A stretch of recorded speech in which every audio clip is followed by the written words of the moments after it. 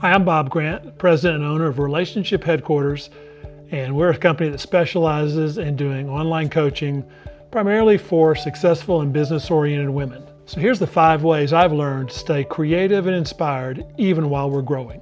Number 1, create a daily purpose. I used to get caught up on having big ideas and always focusing just on those.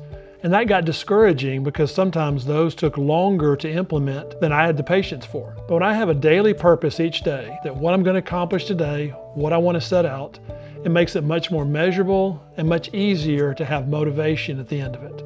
Tip number 2, have an advisor, whether this be a coach, a mentor, or someone that you hire to offer critical thinking, because the idea of being creative isn't something that I just do myself. Creativity is involved, I found the best, when I'm integrating it with other people, and sometimes I just need a fresh perspective.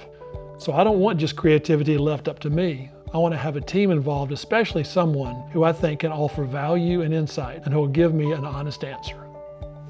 Third thing I learned is to ask what-if questions. Instead of focusing on why something won't happen, asking what-if questions opens my mind up to possibilities. What-if questions are one of the best ways I've found to get unstuck and to remain creative because it forces me or invites me to think something outside the box in a different way than I'm currently in the moment. Number 4, create small wins. I know sometimes when I get so focused on the end goal that it gets to be frustrating thinking, when are we going to get there? How many times are we going to have to bang our heads to make this happen or implement this new idea? But I forget that a lot of times we're making progress, it's just much slower than I would like.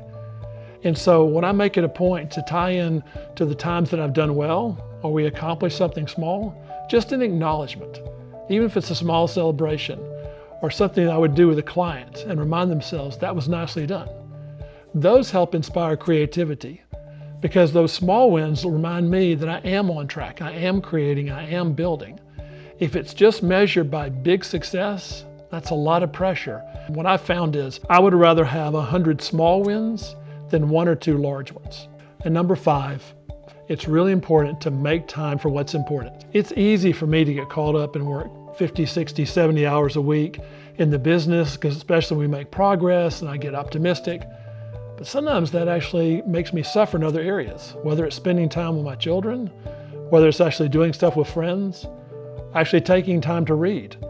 Part of creativity is about nurturing my soul and about listening to the things that are important to me, because that's where I draw from creativity from.